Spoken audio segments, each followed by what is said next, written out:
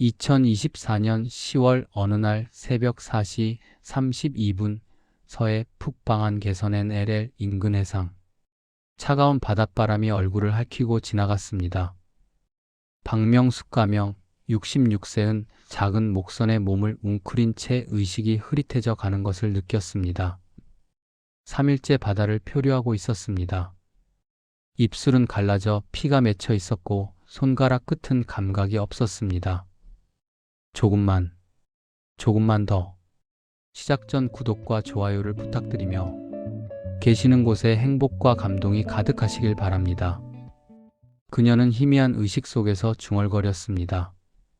가방 속에 넣어온 낡은 사진 한 장이 떠올랐습니다. 40년 전 함께 찍은 오빠와의 사진. 그 사진 한 장이 그녀를 여기까지 오게 만든 이유였습니다. 멀리서 불빛이 보였습니다. 처음엔 환각인 줄 알았습니다. 하지만 불빛은 점점 가까워지고 있었습니다. 한국 해양경찰의 고속단정이었습니다. 저기 사람이다. 빨리. 해경대원들의 다급한 목소리가 들렸습니다. 명숙은 마지막 힘을 짜내 손을 들어 올렸습니다. 그리고 의식을 잃기 직전 그녀는 외쳤습니다. 제 오빠를 찾아야 합니다. 해경대원들이 그녀를 배 위로 끌어올렸을 때 그녀의 몸은 얼음장처럼 차가웠습니다. 급히 담요를 덮고 응급처치를 하는 대원들 앞에서 명숙은 간신히 눈을 떴습니다. 북한에서 왔습니다. 저는 평양대외무역성국장이었습니다. 대원들은 깜짝 놀랐습니다. 북한 고위 여성 간부의 탈북, 그것도 이렇게 위험한 방법으로 온 것은 매우 드문 일이었습니다. 인천의 한 병원 응급실. 링거를 맞으며 누워있는 명숙에게 통일부와 국정원 관계자들이 찾아왔습니다. 그녀는 떨리는 목소리로 말했습니다. 저는 오빠를 찾으러 왔습니다.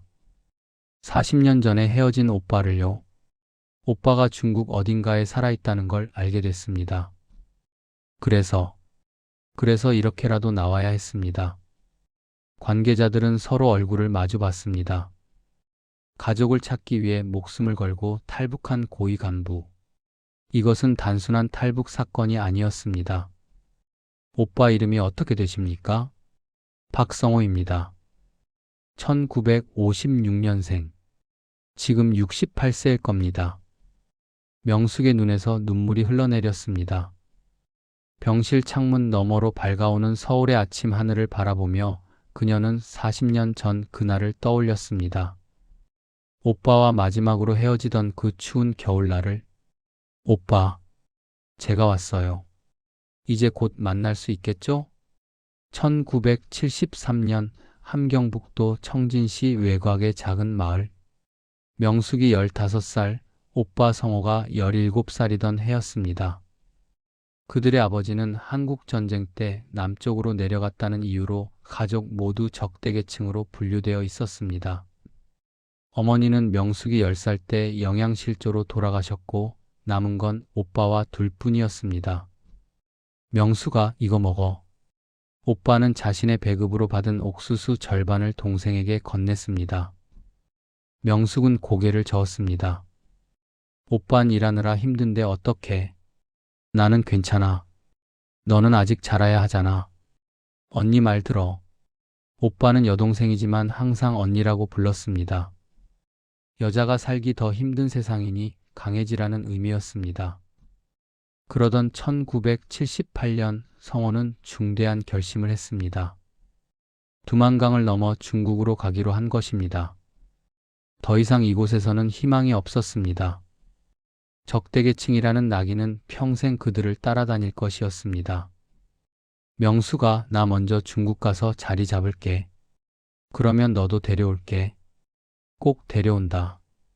오빠, 위험해. 잡히지 않아. 내가 꼭 성공해서 널 데려갈게. 기다려. 1978년 12월 28일 밤 성호는 두만강을 건넜습니다. 명숙은 강변에서 오빠의 뒷모습이 어둠 속으로 사라지는 것을 지켜봤습니다. 그것이 오빠와의 마지막이었습니다. 얼마 후 보이부 요원들이 집에 들이닥쳤습니다. 내 오빠 어디 갔어? 모릅니다. 넌 공범 아니야? 명숙은 신문과 고문을 받았습니다. 하지만 오빠의 탈출 계획을 정말 몰랐기에 결국 풀려났습니다. 대신 그녀는 반역자의 가족이라는 더 무거운 낙인이 찍혔습니다. 하지만 명숙은 포기하지 않았습니다. 오히려 그녀는 더 열심히 살았습니다. 당에 충성하는 모습을 보이며 대학에 진학했습니다. 외국어 대학 영어과, 그리고 졸업 후 대외무역 분야에 발탁됐습니다. 박명숙 동무는 출신 성분에 문제가 있지만 능력이 탁월합니다. 당을 위해 일할 수 있을 것입니다. 그렇게 그녀는 무역 일꾼이 됐습니다. 중국, 러시아를 오가며 북한의 물자 수출입을 담당했습니다. 1990년대에는 과장, 2000년대에는 국장까지 올랐습니다. 여성으로서는 드문 고위직이었습니다. 하지만 마음 한구석에는 항상 오빠가 있었습니다. 중국에 출장 갈 때마다 그녀는 몰래 조선족 동포들에게 물었습니다. 박성호라는 사람 혹시 아시나요? 1978년에 두만강을 건넌. 하지만 답은 항상 없었습니다. 40년이 흘렀습니다. 오빠는 이제 죽었을 거라고 생각했습니다. 그러던 2023년 가을, 명숙은 단둥 출장 중 놀라운 소식을 들었습니다. 국장 동무, 제가 박성호라는 사람을 아는 것 같습니다. 조선족 무역상 김 씨가 조심스럽게 말했습니다. 뭐라고요? 옌지 연길 근처 작은 마을에 조선에서 온 할아버지가 한 분 사시는데 이름이 박성호예요. 항상 동생 이야기를 하시더라고요. 명숙이라고. 명숙의 심장이 멎는 것 같았습니다. 지금 살아계세요? 네. 건강은 안 좋으시지만 살아계십니다. 그날 밤 명숙은 잠을 이루지 못했습니다. 오빠가 살아있다. 40년 만에 찾았다. 하지만 자신은 북한 고위 간부. 함부로 오빠를 만날 수 없었습니다. 만나는 순간 모든 것이 끝날 것이었습니다. 고민 끝에 그녀는 결심했습니다. 탈북하자. 오빠를 만나기 위해서라면 이 모든 것을 버리자.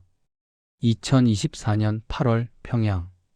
명숙은 치밀하게 계획을 세웠습니다. 고위 간부로서의 경험과 정보망을 총동원했습니다. 무역 일을 하며 수십 년간 쌓아온 중국 인맥, 해외 출장 경험, 그리고 북한 해안 경비 시스템에 대한 정보까지. 하지만 가장 큰 문제는 감시였습니다. 고위 간부일수록 더 철저한 감시를 받습니다.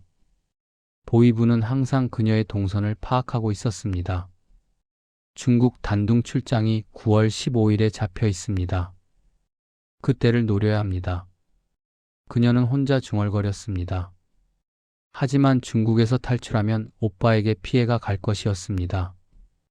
그녀는 더 대담한 계획을 세웠습니다. 바다로 간다. 직접 남조선으로. 9월 중순, 명숙은 서해안 남포 지역으로 출장을 갔습니다. 무역항 시찰이라는 명목이었습니다. 그곳에서 그녀는 오래전부터 알고 지내던 어부 리 씨를 만났습니다. 리 동무, 부탁이 하나 있소. 무슨 부탁이십니까? 국장 동무. 작은 배 하나만 빌려주시오. 이틀만. 그리고 이 일은 비밀로 해주시오. 명숙은 봉투 하나를 건넸습니다. 중국 위안화 5천 위안. 리 씨는 놀란 표정으로 돈을 받았습니다. 국장 동무. 설마. 모르는 게 좋을 거요. 리 씨는 고개를 끄덕였습니다. 다음 날 새벽, 그는 명숙에게 작은 목선 하나를 건넸습니다. 이 배는 엔진이 있지만 소리가 작습니다. 그리고 이건 나침반이고요. 남쪽으로 계속 가면. 고맙소. 동무의 은혜는 잊지 않겠소. 10월 3일 새벽 2시 30분. 명숙은 가방 하나만 메고 작은 목선에 올랐습니다. 가방 안에는 오빠 사진, 신분증, 그리고 평생 모은 달러 1만 불이 전부였습니다. 엔진 시동을 걸었습니다. 작은 엔진음이 고요한 새벽 바다에 울려 퍼졌습니다. 심장이 터질 것 같았습니다. 지금 돌아가면 아니야. 오빠를 만나야 해. 배가 천천히 항구를 벗어났습니다. 어둠 속에서 해안선이 점점 멀어졌습니다. 명숙은 나침반을 확인하며 남쪽으로 방향을 잡았습니다. 1시간쯤 지났을까? 갑자기 뒤에서 강한 불빛이 비쳤습니다. 저기 배다. 멈춰라. 해안 경비대였습니다. 명숙의 온몸에 식은땀이 흘렀습니다. 멈추지 않으면 사격한다. 탕, 탕. 총소리가 울렸습니다. 수면 위로 물기둥이 솟아올랐습니다. 명숙은 몸을 낮추고 엔진 출력을 최대로 올렸습니다. 제발, 제발. 경비정이 빠르게 접근했습니다. 거리가 50m, 30m로 좁혀졌습니다. 바로 그때였습니다. 갑자기 짙은 안개가 사방을 뒤덮었습니다. 서해안의 특유의 새벽 안개였습니다. 경비정의 불빛이 안개 속에서 흩어졌습니다. 놓쳤다. 어디 갔어? 안개 때문에 안 보입니다. 명숙은 엔진을 끄고 숨을 죽였습니다. 파도 소리만이 들렸습니다. 경비정의 엔진 소리가 점점 멀어졌습니다. 그들은 다른 방향으로 수색하고 있었습니다. 30분 후 명숙은 조심스럽게 다시 엔진을 켰습니다. 그리고 안개 속을 뚫고 남쪽으로 계속 갔습니다. 해가 떠올랐습니다. 첫날이 지나갔습니다. 명숙은 가져온 물과 빵으로 허기를 달랬습니다. GPS는 없었지만 해와 별을 보며 방향을 잡았습니다. 둘째 날 오후 문제가 생겼습니다. 엔진에서 이상한 소리가 나더니 갑자기 멈춰버렸습니다. 안 돼. 안 돼. 명숙은 엔진을 살펴봤지만 어떻게 고쳐야 할지 몰랐습니다. 연료는 충분한데 엔진이 작동하지 않았습니다. 이제 그녀는 완전히 표류하기 시작했습니다. 파도가 점점 거세졌습니다. 작은 목선은 파도에 휩쓸려 이리저리 흔들렸습니다. 명숙은 배 바닥에 몸을 묻고 버텼습니다. 오빠, 오빠. 밤이 왔습니다. 둘째 날 밤. 하늘에는 별이 총총히 빛났습니다. 어린 시절 오빠와 함께 보던 그 별들이었습니다. 명수가 저 별 보이지? 저건 푹국성이야. 길을 잃어도 저 별을 보면 방향을 알 수 있어. 오빠의 목소리가 들리는 것 같았습니다. 명숙은 푹국성을 바라보며 눈물을 흘렸습니다. 셋째 날, 물은 다 떨어졌습니다. 입술이 바짝 말랐고 의식이 흐릿해졌습니다. 손은 감각이 없었고 온몸이 떨렸습니다. 여기서 죽는 건가? 절망이 엄습했습니다. 하지만 그때 가방 속 오빠 사진이 눈에 들어왔습니다. 40년 전 젊은 오빠의 얼굴. 안 돼. 여기서 포기할 순 없어. 오빠가 기다리고 있어. 명숙은 마지막 힘을 짜내 일어났습니다. 그리고 외쳤습니다. 살려주세요. 누구 없습니까? 하지만 대답은 없었습니다. 망망대해였습니다. 해질녘 그녀는 다시 쓰러졌습니다. 이제 정말 끝인 것 같았습니다. 그런데 그때였습니다. 희미한 의식 속에서 엔진 소리가 들렸습니다. 처음엔 환청인 줄 알았습니다. 저기다. 사람이 있어. 한국말이었습니다. 명숙은 눈을 떴습니다. 한국 해경의 고속단정이 다가오고 있었습니다. 제 오빠를 찾아야. 그녀는 그 말을 남기고 의식을 잃었습니다. 인천의 병원에서 사흘간 치료를 받은 명숙은 건강을 회복했습니다. 국정원과 통일부는 그녀의 신원을 확인하고 놀랐습니다. 북한 대외무역성국장 출신. 그것도 바다를 통한 단독 탈북. 박명숙 씨, 오빠분을 찾는 것을 도와드리겠습니다. 국정원 담당관이 말했습니다. 조선족 네트워크를 통해 수소문한 결과 중국 옌지 근처 작은 마을에서 박성호 씨를 찾았습니다. 오빠가 정말 살아계세요? 네, 확인했습니다. 지금 화상통화를 준비하고 있습니다. 2024년 10월 25일 병실에 노트북이 준비됐습니다. 명숙의 손은 떨렸습니다. 40년 만의 재회였습니다. 화면이 켜졌습니다. 그리고 나타난 얼굴, 백발의 노인이었습니다. 주름진 얼굴, 하지만 그 눈빛은 분명 오빠였습니다. 명수가? 오, 오빠. 두 사람은 화면을 보며 눈물을 흘렸습니다. 오빠, 살아계셨구나. 정말 살아계셨어. 명수가, 내가 못 데려가서 미안해. 40년 동안 너 때문에 잠을 못 잤어. 내가 너를 버리고 온 것 같아서. 아니야, 오빠. 오빠 잘못이 아니야. 나도 오빠 찾으려고 여기까지 왔어. 이제 만날 수 있어. 성호는 말했습니다. 명수가, 사실 나는 중국에서 너를 데려오려고 수십 번 시도했어. 하지만 국경 경비가 너무 삼엄해서. 그리고 내가 간부가 됐다는 소문을 듣고는 차마 연락할 수가 없었어. 내 때문에 내 인생이 망가질까봐. 오빠, 고마워. 그 마음만으로도 충분해. 국정원은 박성호 씨의 한국 입국을 추진하기 시작했습니다.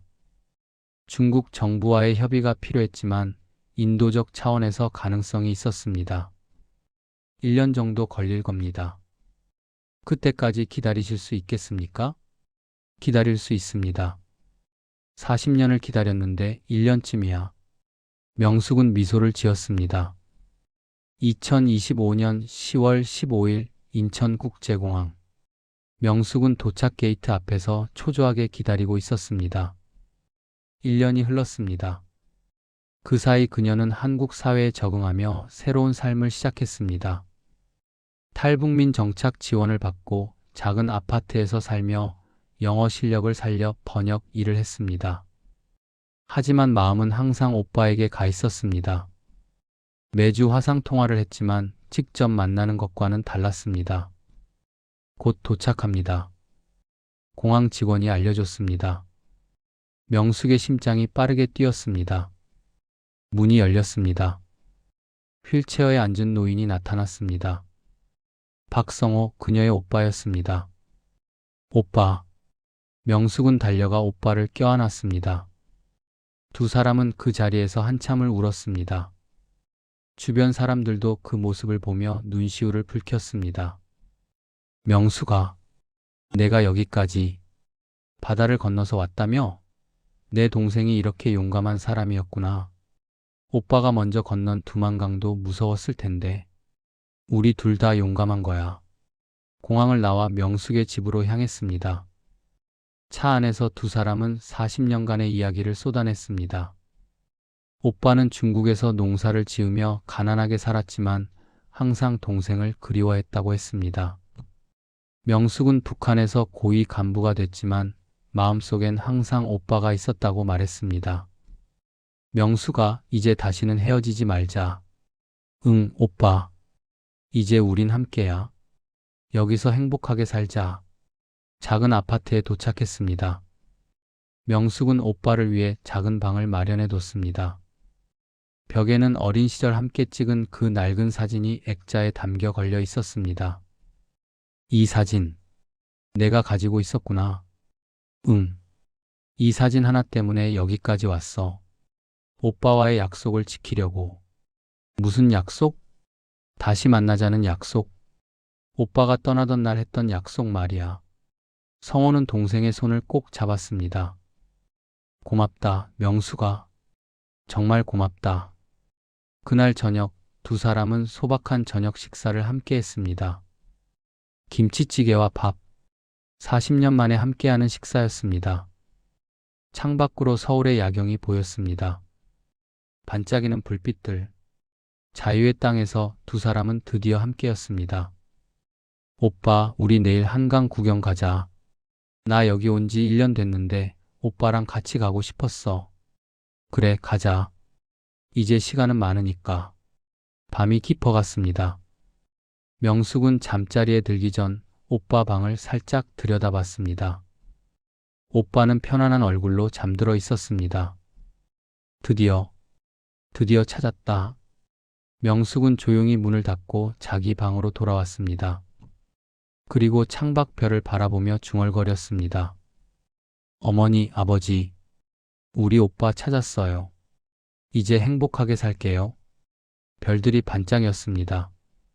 마치 대답하는 것처럼 40년간의 기다림은 끝났습니다. 이제 새로운 시작이었습니다. 사랑하는 가족을 위해서라면 어떤 바다도 건널 수 있습니다. 이 사연은 실화를 바탕으로 재구성한 이야기입니다. 감사합니다.